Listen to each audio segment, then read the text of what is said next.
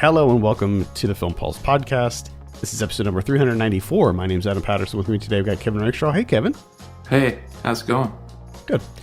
Now, this week on the show, we'll be reviewing Regina King's feature debut, One Night in Miami. We'll also be going over some of what we're watching on the watch list and going over this week's new releases on VOD and Blu-ray. Thank you so much for joining us this week. Please remember to review us on iTunes if you get a moment. That would be super helpful. We're going to be recording this month's Saved by the 90s today, and so you can expect that to be dropping at some point this week. Probably towards the end of this week, maybe Thursday, depending on how the recording goes today. At the very latest, it'll be out like Monday or Tuesday next week, but anticipate it this week. Keep an eye on our social media stuff for more information about that. Doing something a little bit different this month. We're going to be covering a TV show, and the entire episode is going to be dedicated to that one TV show. Okay. This is like, because it's a relatively obscure TV show, and there's not a whole lot of information about it, and you can watch all the episodes that are available on YouTube, and it was just sort of a really fascinating rabbit hole that I ended up going down, and the more research I did on it and stuff, the more I realized, like, we could probably just make a whole show out of this. And Ken agreed, and so that's sort of how it played out. So stay tuned for that. It's definitely, I think, gonna be one of our more interesting episodes. Let's discuss One Night in Miami. Now, this had a bit of a limited release in 2020. So this is I would consider this a 2020 movie. I was really bummed about not being able to see it before we did our year-end stuff, because I was concerned that it would have ended up on my top 10. And I'll just say right off the bat, I think it probably would have come close, but I don't think it would have landed ultimately on my top 10. Before getting into that, though, let me just go over the synopsis here. One Night in Miami is a fictional account of one incredible night where icons Muhammad Ali, Malcolm X, and Sam Cooke and Jim Brown gathered, discussing their roles in the civil rights movement and cultural upheaval of the 60s. As I mentioned, this is the feature debut of Regina King, who just judging from this movie, I think has a very bright career ahead of her in directing. We already know that she's a phenomenal actress, but I think that her prowess behind the camera is just as astute as she is in front of the camera. I hope that doesn't mean that we're not going to see her on screen anymore, but pretty impressive debut, I would say. Yeah. And I mean, anytime that you get an actor going behind the camera to make their debut, there's always this, at least for me, it always seems to play out one of two ways.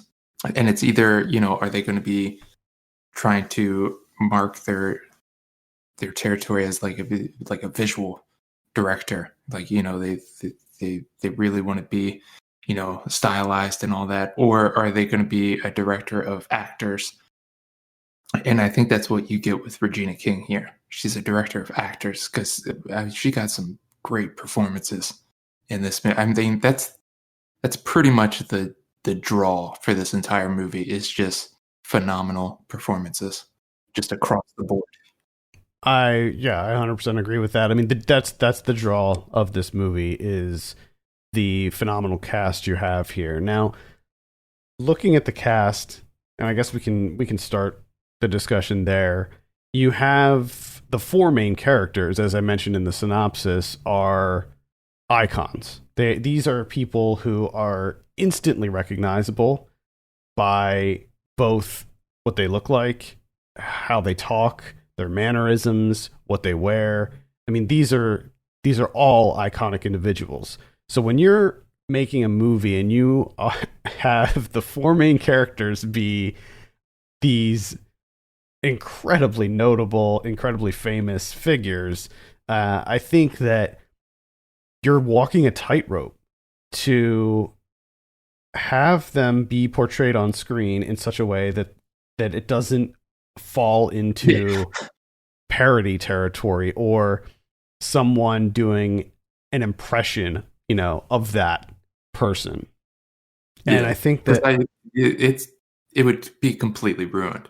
And it's not even if the four of them mess up. It's if one of them exactly isn't up to snuff. The whole thing is ruined.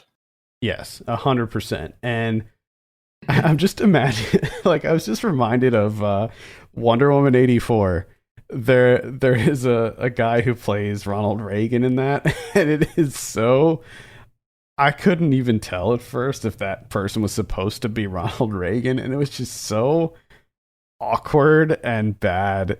And I was just thinking about that compared to this and how you have these four incredible actors who are taking on these roles and they're not doing impersonations. They're capturing what I would imagine the personalities of these people and portraying them in a way where they're instantly recognizable first. Like Eli Gorey, who plays Cassius Clay, like you don't even need to you don't need to see him in the ring to know that that's Cassius Clay. But the way that he portrays him, and I can say that about all four actors, feels so organic, and they just slip right into that character. And I no longer see Leslie Odom Jr. as Sam Cooke. Like I see Sam Cooke on the screen.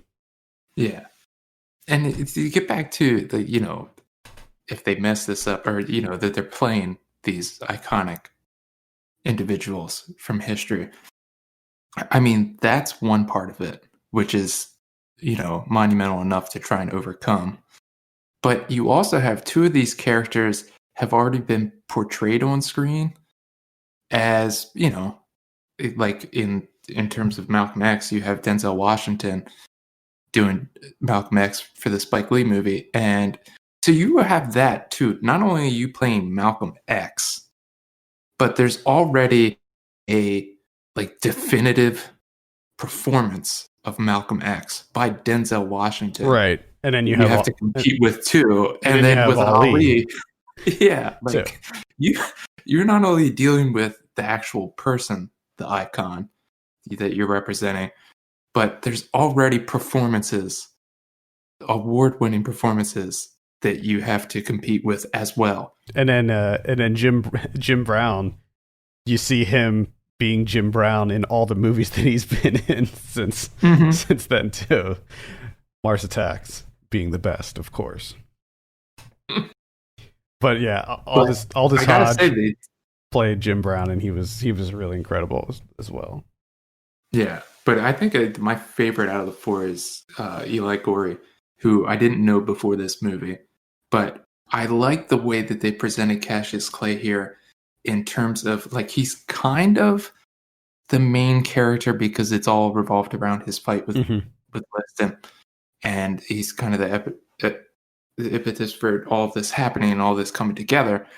But I like the way that he's presented in such that he's only 22 at the time, so he's like pretty much a kid compared to these other three.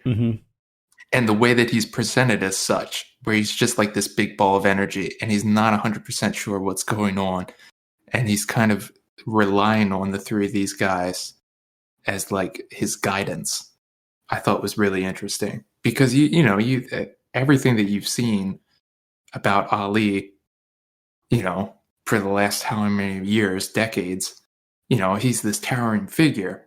But here it's the early career where he's not even Ali yet.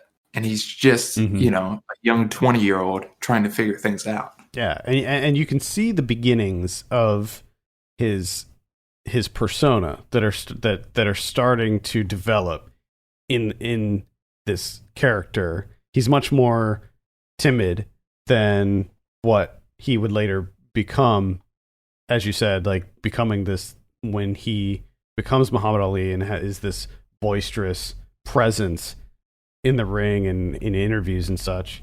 I loved that portrayal too, because you can see that you can see that taking shape, but it's not quite there yet. Like you said, he is just a kid in this. So I think that the way that they handled that character was incredible, and I think that the way that Regina King handled all of the character work in this is incredible, especially because this is largely a single location movie. And when you have a single location movie like this, everything hinges on the character moments. That's the most important thing. Above the lighting and the camera work and everything else, you have to have these really strong character moments, or else you immediately lose the audience, because that's all they have to grasp onto. I mean, you're in a small hotel room for most of the movie. And I think that she does a really good job of continuously engaging the audience through these character moments. Now, I will say that maybe one slight criticism I have is that I feel like there might be a little bit too much of a reliance on monologues in this. There's a lot of one-on-ones that happen between characters, and I feel like the sometimes preachy monologues that they have with each other tend to linger on a little bit too long. But and I think that's my biggest issue with this too, is that it's based on a stage play. Exactly. That was going to be what I said, is that it is based on a stage play. A lot of it, you really feel it. Mm-hmm. You feel that this is a play. Now, I will give her credit that it feels far more cinematic than some of the other like stage play adaptations I've seen. But yeah, you're right. There, some of it does linger on a bit too long. And that's why I say that it comes down to the performances, because if the performances are weak here, like this doesn't work at all. It just doesn't work. Like, yes, it probably works as a stage play with like, with some decent performances.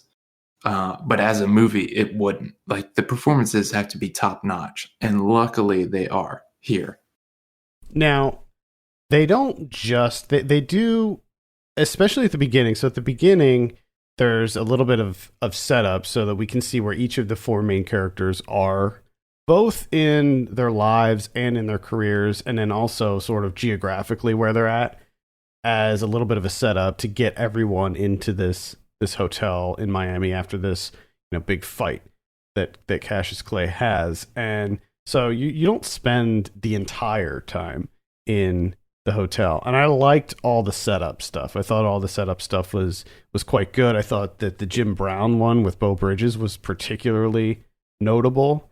How it ended, I thought was like it was like shocking, but also felt somehow sadly typical, like not surprising, I guess. Yeah. So that certainly packed a big punch. And then you have this nice setup that's probably like, I don't know, like 10 minutes or something. And then you have the title card drop, which also I liked that they spent time getting everything set up before dropping the title card and moving into, the movie proper, which I thought was kind of an interesting stylistic choice. And I think that there were several interesting stylistic choices made in this to try to keep things fresh. There were several tracking shots used. There's a really great tracking shot when they're in the hotel and Malcolm X is checking the hotel for bugs, because at this point he's pretty sure that the FBI or the CIA, that he's being watched. He knows he's being watched, and there's this really great scene where he's checking for bugs, and it was this tracking shot that was following him, but it was like sort of weaving through the other guys, and I thought that looked really good. There's some really great overhead shots in this too.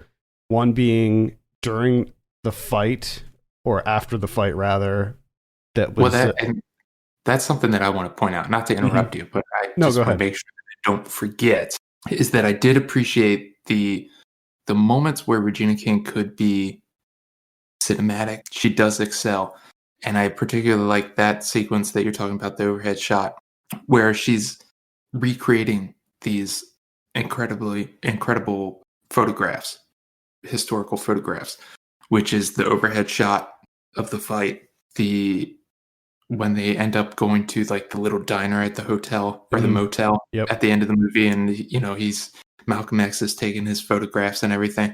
So she's taking these historical photographs and kind of like recreated them within the movie.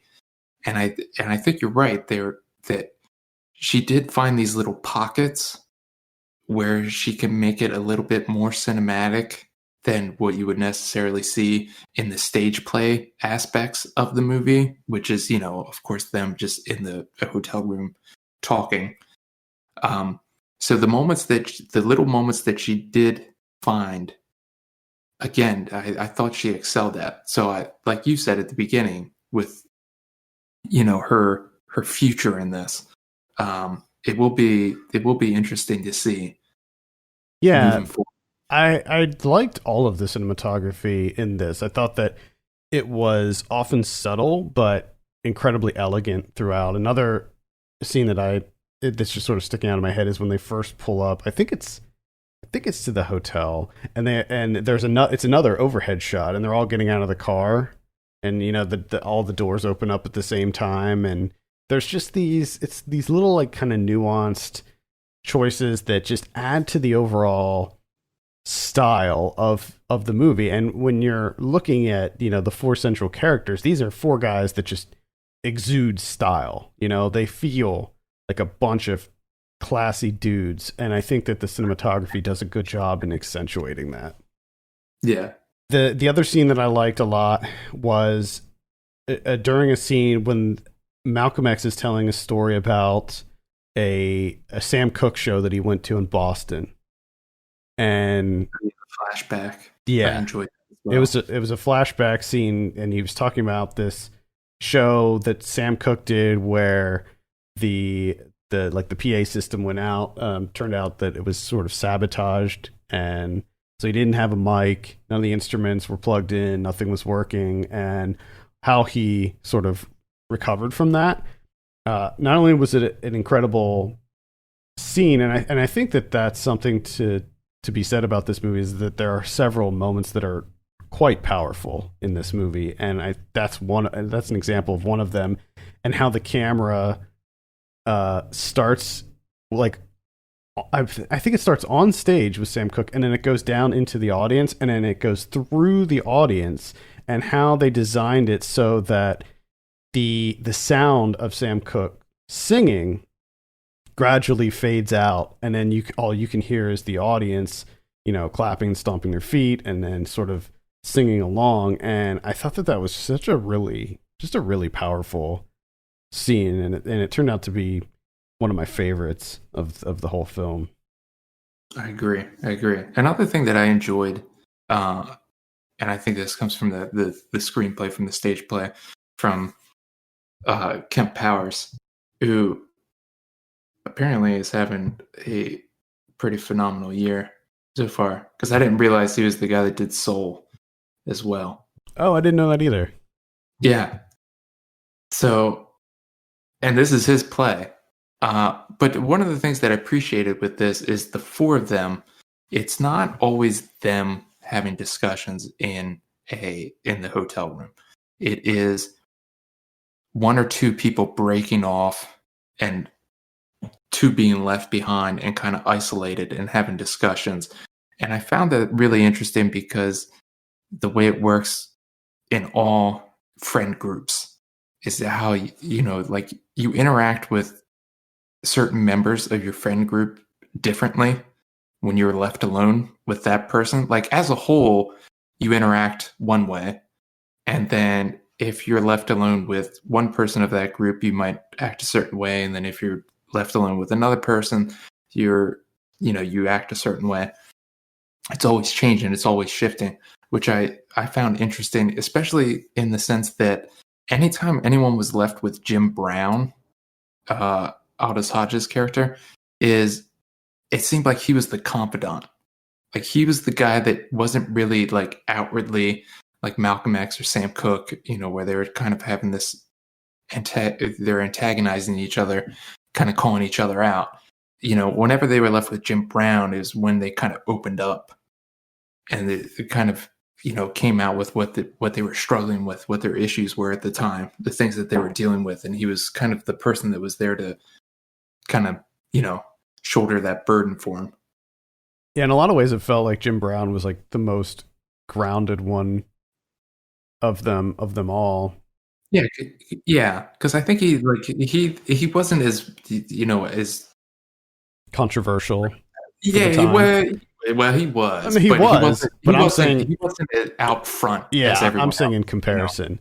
To be clear, all of these four men did incredible things in their lines of work, and they all went through tremendous hardships just because they were black. You can't help but think about the fact that these guys, by the time this movie takes place, and obviously this is a fictional story, but based on their real lives, and by the time the time period in which this movie takes place, all of these guys have gone through a lot of hardships already, and I couldn't help but think about what happens to them very shortly after this movie takes place. I mean, I think Sam Cooke gets murdered right after this, and Malcolm X gets assassinated less than a year later, and then Cassius Clay gets drafted, and his whole career, I think, in a lot of ways, gets derailed because of that. Even though he would rebound from that, I don't think it was on the same level. I think that if he never had to go through the drafting stuff, But I also think that the drafting stuff is what kind of made him more of an icon. Made him larger than life, where you have the incredible career, and then you have that as an aspect of it as well, where he did these things in spite of that. Mm-hmm. Yeah, likely. You also have Lance Reddick in here as Kareem X. He doesn't play a huge role, but he's a presence nonetheless. And I think that... Well, I think that's Lance Reddick. That's exactly what I was going to say. You have that in every role. You put Lance Reddick in your movie, and you're not going to forget that character. It doesn't matter how small of a role it is. He's like the concierge in the John Wick movies, but you remember him in that role. Yeah. You will not forget it. Freaking I don't if you show me a still of this movie where you have Malcolm X and Cassius Clay and other individuals, and then there's Lance Reddick, and you would ask me who's in charge here, I'd be like, well, that guy Lance Reddick is he's in charge of these people. He's he's the boss. No matter who's around him. Have you seen the show Corporate on Comedy Central? I don't know if they renewed it, but I really hope they did, because he's in that. He plays the big boss. Yeah, because he has to. And it is even if he's not, he's the big boss. He is so funny in it, because he's playing the typical Lance Reddick role, but it's very clear, it's a comedy, and he is so funny in it. Oh my god. But speaking of the comedy, I will say that the movie is a lot lighter than I expected. I didn't really have too many tonal expectations going into it, but there's a lot of really funny moments in this. Yeah, I do like when they're like, yeah, we're going to party. Malcolm X is like, I have ice cream. It was oh, okay, what kind of ice cream do you have? I have vanilla and vanilla. He's just all excited too. He can't wait to show up. He's like, I know how to have a good time. 2 pints of vanilla ice cream. It's so funny. Yeah. So also, I'm not going to spoil anything, but I will say that the way that it ended was also incredibly powerful, and made me tear up at the end. Gotcha, huh?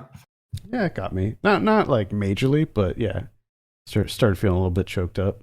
So I really liked how it ended. I thought it was a really, really good conclusion. I liked it overall. I mean, it's not necessarily my cup of tea, because in terms of to me, it wasn't as visual as I would like Mm-hmm. from a movie, but performance-wise, uh, they were very, very enjoyable. Especially Eli Gorey. I like him as Cassius Oh, Clay. so good.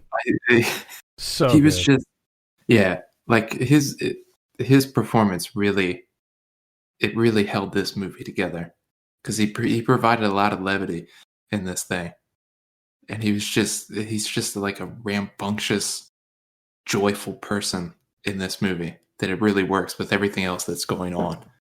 It's a Mm-hmm. nice Yeah. counterbalance. Yeah, lots of energy, but there was a complexity there too. Like it wasn't like he was, Yeah, yeah. portraying some like young upstart boxer without, anything going on between his ears or anything, like he was struggling with this is when he first decided to join the Nation of Islam, and he was really struggling with announcing it. And so that was sort of an ongoing conversation throughout the movie. And yeah, I think overall it was really good. I think that it certainly had its dips in the sort of audience engagement department for me, but overall I think it was extremely well made and great cast, great performances, good soundtrack, lots of good music in it.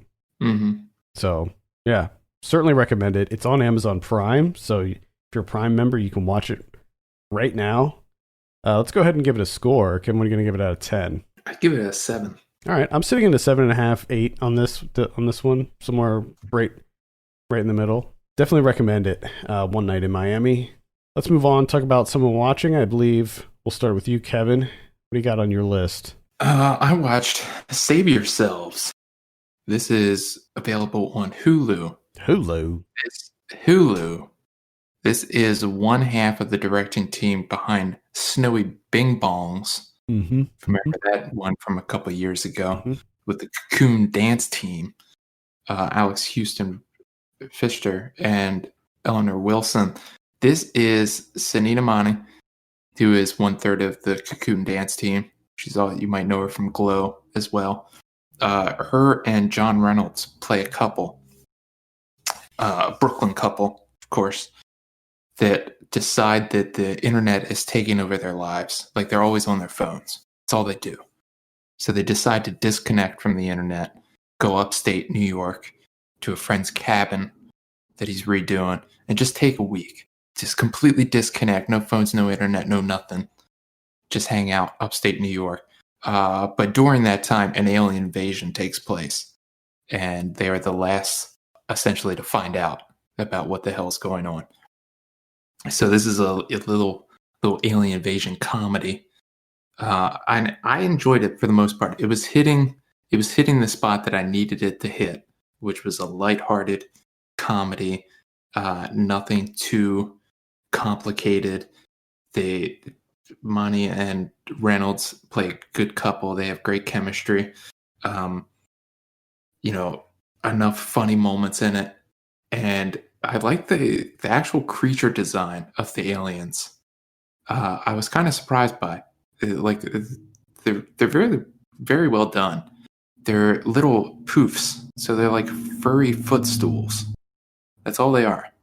But they have these like really long tongue-like appendages that they shoot out looking for ethanol, and sometimes they're also looking for brain matter, apparently, and chaos kind of ensues. So to me, it's a light recommend. It's if you're looking for an enjoyable little comedy, nothing too complicated. You just want to kind of kick back, relax, chuckle here and there. I would say this will probably hit the spot for you. Yeah. And furthermore, if you're a Sunita Mani fan, it'll definitely hit the spot. And she's someone I think that should be in more films, specifically more lead roles. Yeah, I think she's great. I like John Reynolds a lot too. I watched the show Search Party, and he's really good in that. Yeah, he has a funny thing in this where he has night visions. So I guess it's kind of like sleep paralysis or something, where he just like wakes up in the middle of the night and just starts screaming at things. Mm. And I don't know why, but it worked every time. Yeah, I'm gonna have to watch this. This has been on my list for a while. I didn't know it was on Hulu, so now I'm definitely Me gonna. either. It was on my list too for a long time, and then I finally realized that it was on Hulu, and you have no idea how excited I was. Okay, and that's Save Yourselves. So check that one out. I saw As the Gods Will. This is directed by Takeshi Miike. Now, last week you saw Miike, and it made me look at his filmography and sort of go through and mark some down of his that I've been meaning to watch but haven't yet. So this was the first on the list. This is from 2014. This is a horror film, and it's about these kids who they go into their high school classroom, as they do every day, and their teacher's head explodes, and out of their teacher's head comes. I just want to say I've never hit watch list on Letterboxd so fast in my life. Out of his head comes this. I don't even know what you would call it. It's like a head that's like it's like a ceramic head thing, and it forces these kids to play what is essentially Red Rover, like the Japanese version of Red Rover. Or no, not Red Rover. Sorry, I guess it would be like red light, green light. So like the head flips around, and he has to say, when he flips around, there's like a phrase that he says, and the kids can move. And then when he turns around, when he's done saying the phrase, he turns around, and any kids who are moving, their heads explode. Yes. So, but that's just one of the games. See, it turns out there's a lot of games, and they're all sort of based around schoolyard type scenarios, but they're all like deadly and evil. And like the next one involves the kids having to dress up as mice, and there's a giant, those lucky cats with the arms that move. There's a giant one in their gym, and it is eating the kids. Me like just describing this movie over a podcast does not do a good enough job of adequately conveying the craziness of it. You also don't realize how excited I am right now. Like, this sounds incredible, and I want to watch it right now. Please tell me how do I? You can get it on Vudu, so you can watch it on Vudu. It is available on there. I need it. It is. It's pretty wild. It's a lot of fun. The CG is pretty good, especially for 2014, and it's incredibly gory. A lot of high school kids getting crushed and heads getting blown up and chopped up and everything else. And it goes to some really weird places. I mean, it starts off weird, but it gets progressively weirder from there. So a lot of fun. Definitely recommend As the Gods Will. I'm so excited. 2021 is going to be great. I can feel it in my bones. I watched Ray and Liz, the movie from Richard Billingham from 2018. This it came available on Criterion Channel. This is another movie I've been wanting to watch for quite some time. I did not know two things that I enjoyed right off the bat. 1, 16 millimeter. 2, 4:3 aspect ratio. I enjoy those. The cinematography in this movie is phenomenal. Pretty much all the technical aspects of this movie. Cinematography, lighting, lots of natural lighting, the framing, dissolve transitions, all of it. Wonderful. Just the filmmaking itself of this movie. Love it. Love everything about it. What it's about, necessarily, the narrative of it, and I use that loosely, not really on board with. Apparently, this is an autobiographical film, and the only reason I know that is because of reading about it after watching the film. I didn't get any of that from the movie itself. It's a bit too fleeting for me, but the interesting thing, or oddly enough, is like they spend ample time in certain moments of this family, and but yet, like, I don't know anything about these people. So Ray and Liz are a married couple. They have 3 kids. The one, it's kind of told in flashbacks, and the oldest is an awful person, just awful. And like Ray and Liz apparently don't really care about their kids at all. Like they have no interest in them, which becomes far more evident as the movie goes on. And like you spend these little moments of their history, mostly Ray's life, but also Liz's to a certain extent during these flashbacks. But if you had to ask me, like, what do I know about Ray, who, for all intents and purposes, is the main character of this film, I would say his most like memorable moment as a person in life is choking on a spoonful of chili powder that was dumped into his mouth while he was sleeping. That's it. Like,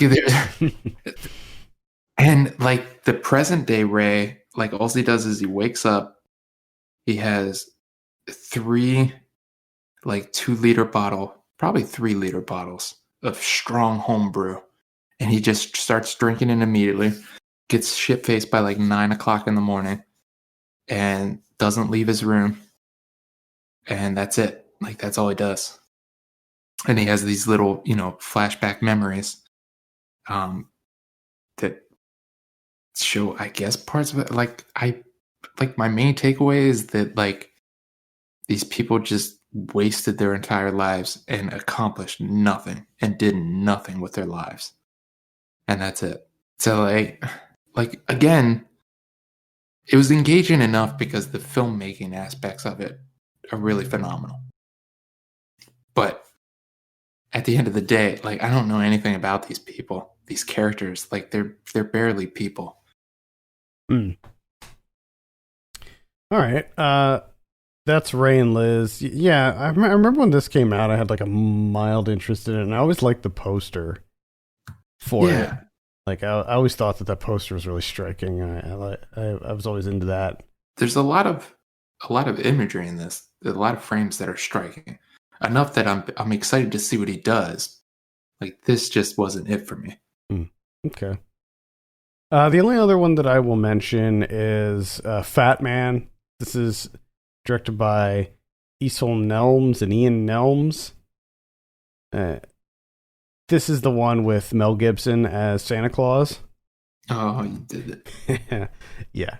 So Mel Gibson plays Santa Claus, and he ends up giving a lump of coal to this little piece of shit kid who looks and acts exactly like Ben Shapiro. I know it's probably a coincidence, but as soon as this kid came on screen, I'm like, holy shit, it's like little Ben Shapiro over here.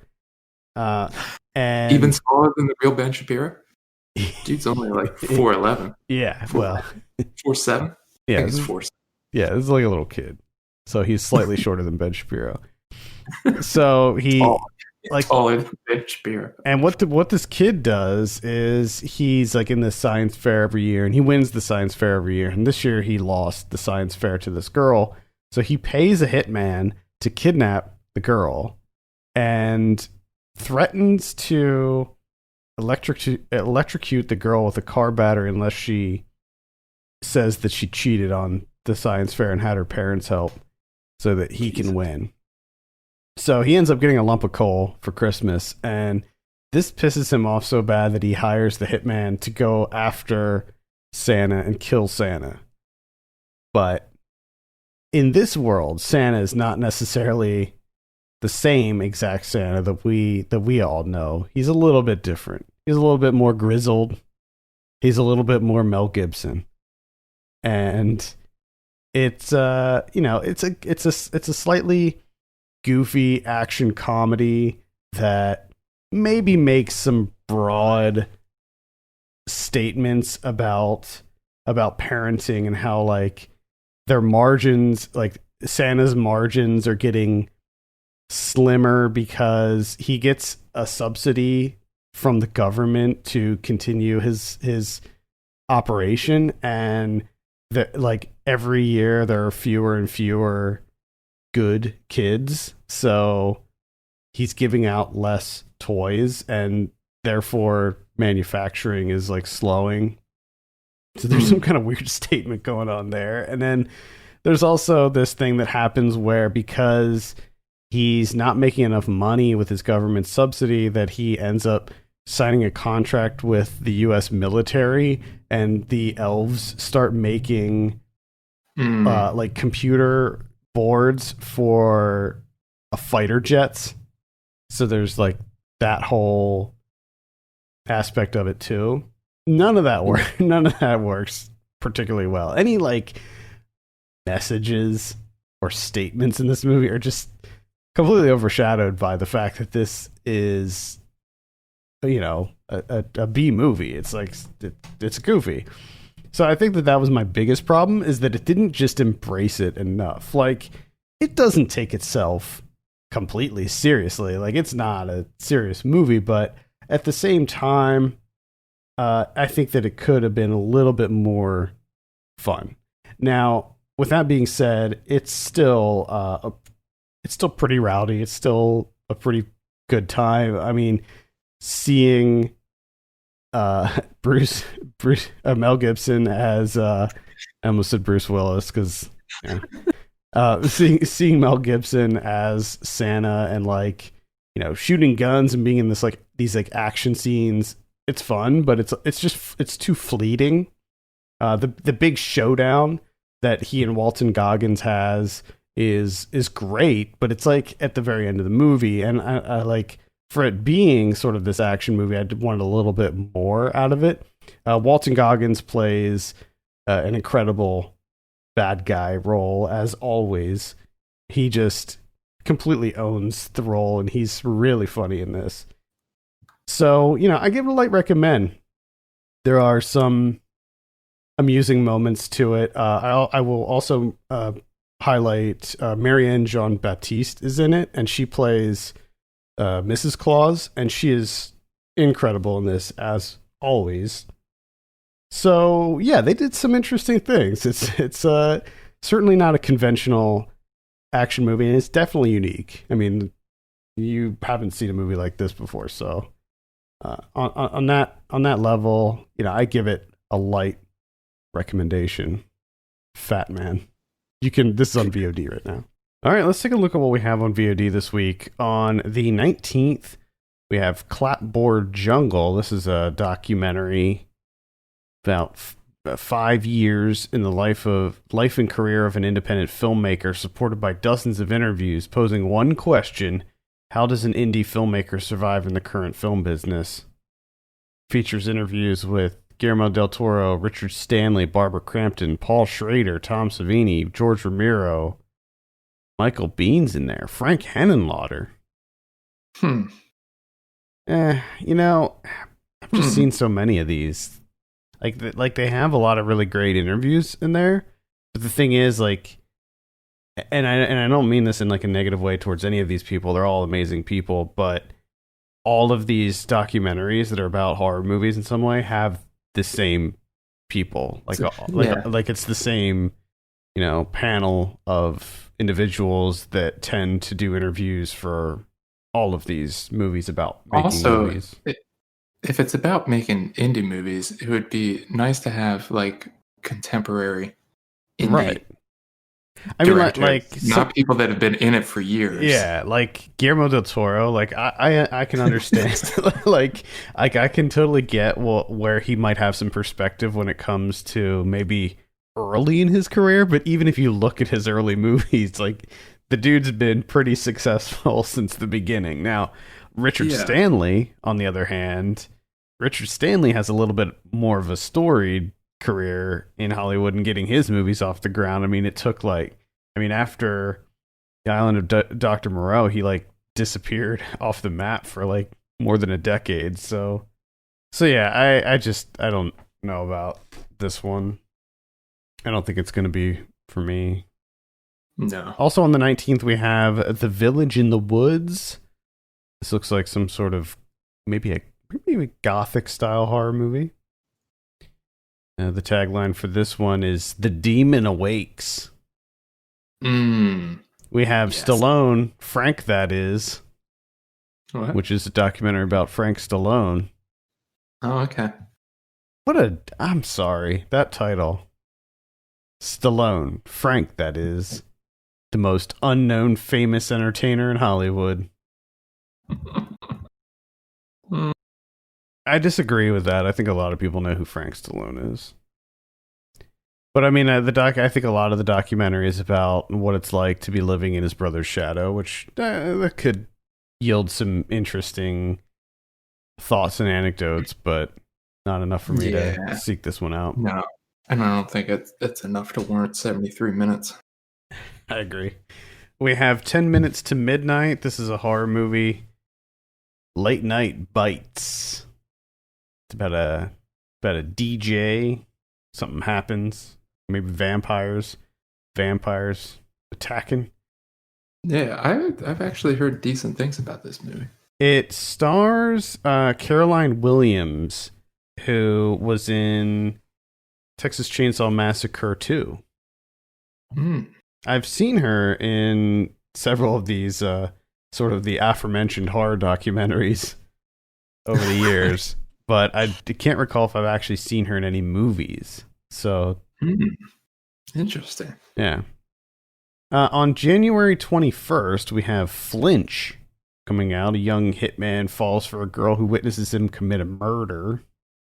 Then on the 22nd, I believe, is Flinch, you know what? I'm not sure where that's coming out. Then on the 22nd, we have Agent Revelation, which looks like some kind of horror, sci-fi thing. We have Baby Done, which is a New Zealand comedy. This is being, I believe, executive produced by Taika Waititi. And we have You Will Die at 20. This is going to be a virtual cinema release. Follows the child pretended to die at age 20 as he and his mother navigate the uncharted space between coming of age and facing the end. Mm-hmm. We have Brothers in Blood. This is featuring Matthias Schoenaerts and Joe Kinnaman. Whatever happened to Schoenaerts? Ah, he's still around.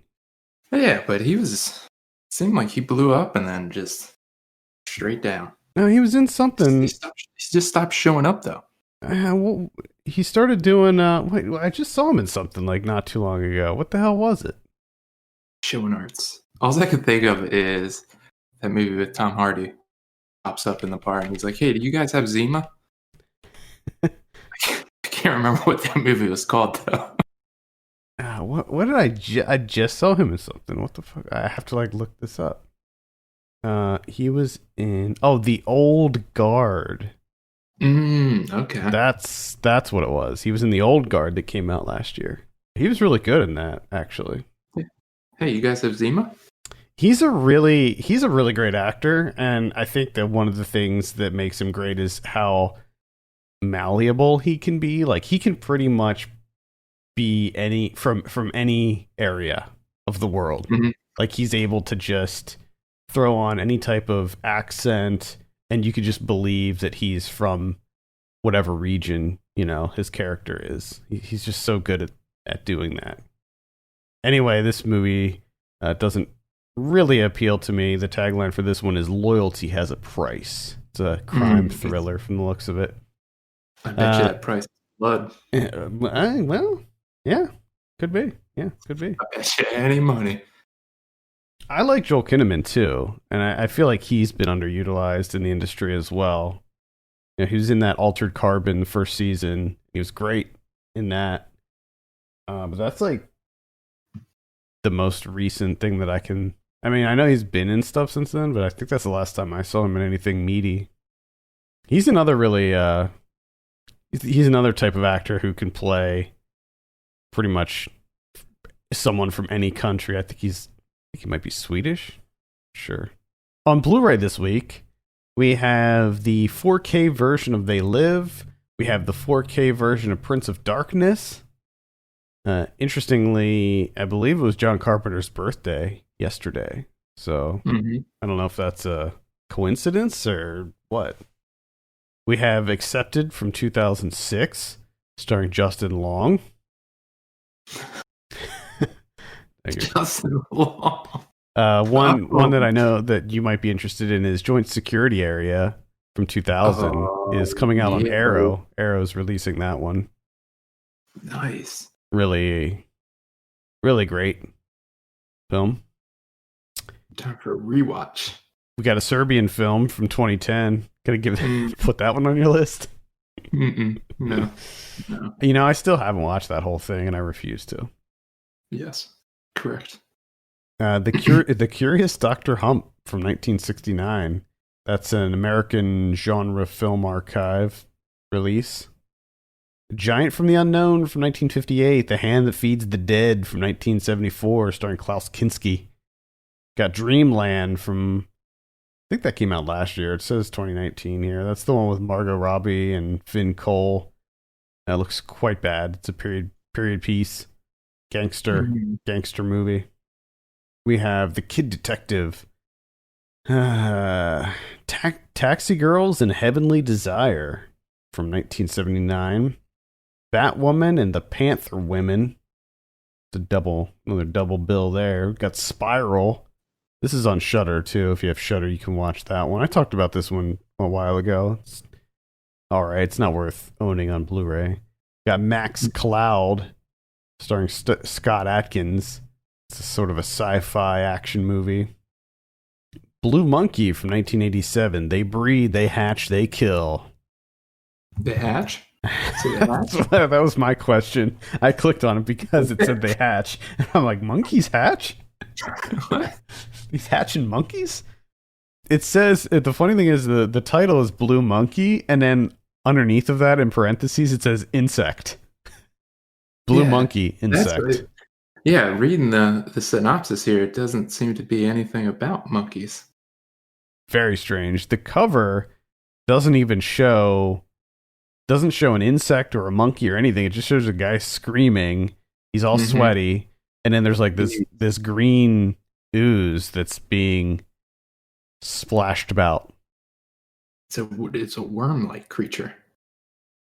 Unknown bacteria from an exotic plant. Underneath the main tagline, it just says, maybe it's just a phase they're going through. Let's not jump to conclusions here. Okay, well, at any rate, Blue Monkey is certainly going on my watch list.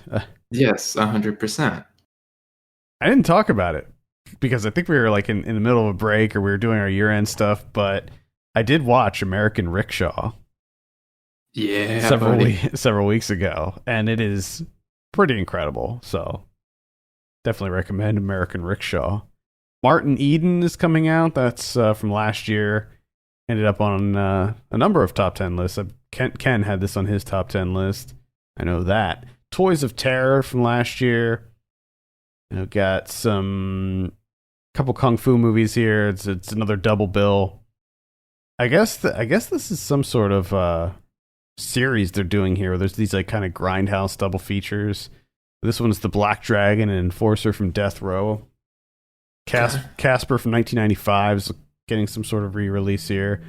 Your Highness from 2011. Totally forgot about that movie. Remember Your Highness?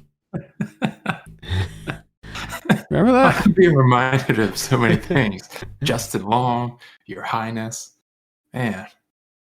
Wow. Happy Times from last year is coming out. Slapshot is getting another Blu-ray release. I feel like Slapshot is one of those that comes out all the time. It's like Evil Dead 2 and Evil Dead 1. Like there's these certain movies that just keep getting released over and over and over again. They must do really well. I remember the first time we saw Slapshot, and it seemed like such an obscure title to me at the time. But now it's like everybody knows Slapshot. Oh yeah, because it's getting re-released every other week. Yeah, and I remember even having a hard time finding it on video. back in the day. Not anymore, buddy. Dracula Untold from 2014. 999 from 2016. Both bad. Homefront from 2013. That's another bad one. Glass from 2019. I never saw that, actually. I never watched Glass. Yes. Oh, you saw it? No, I don't even know if I've heard of this movie. It's the M. Night Shyamalan one that oh yeah combines Unbreakable and then the other one with the the one where he had multiple personalities. James McAvoy. Can't remember the name of that one. I had a small interest in that. So did I, because I like Unbreakable, and I actually didn't mind the other one, the one with James McAvoy. So I was like kind of into it, but I didn't hear very good things. I hope you never learn the title of that movie. You know, if I think about it hard enough, it might come to me, but the thing is, like, I just don't feel like putting forth the effort right now. It's right there. It's right there. It's so easy. You know it?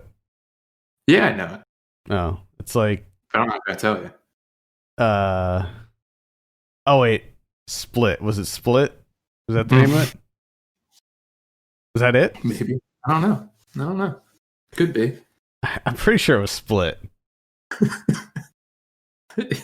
You're just going to have to live with that uncertainty. Well, all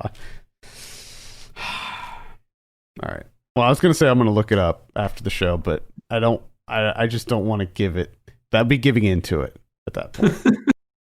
All right. We have Poltergeist from 2018. Deep in Vogue. We talked about that. It's a documentary about UK people who vogue in the UK. Always and Forever. Skyscraper. Clapboard Jungle. Kitty Mamas. Battleship is getting a re-release for some reason. That's pretty much it. What about Criterions? We got one Criterion, and that is a rock doc. Scorsese rock doc. And that's Rolling Thunder Review, a Bob Dylan story. So that's cool. Big fan of the Bob Dylan there. You should probably pick that up. Have you seen this one? No, I have not. I just, for whatever reason, like, I like Bob Dylan, but I'm not like... I don't. I like him too, but I don't know. I didn't see the Rolling Stones one either, so yeah, I don't know. All right, I think that's going to do it for this week. Thank you so much for listening. You can send us your questions and topics to podcast@filmpulse.net. You can follow us on Twitter @FilmPulseNet and @FilmPulseKevin. And if you have a minute, consider reviewing us on iTunes. That would be much appreciated. For Kevin Rakestraw, my name's Adam Patterson. We'll see you next week.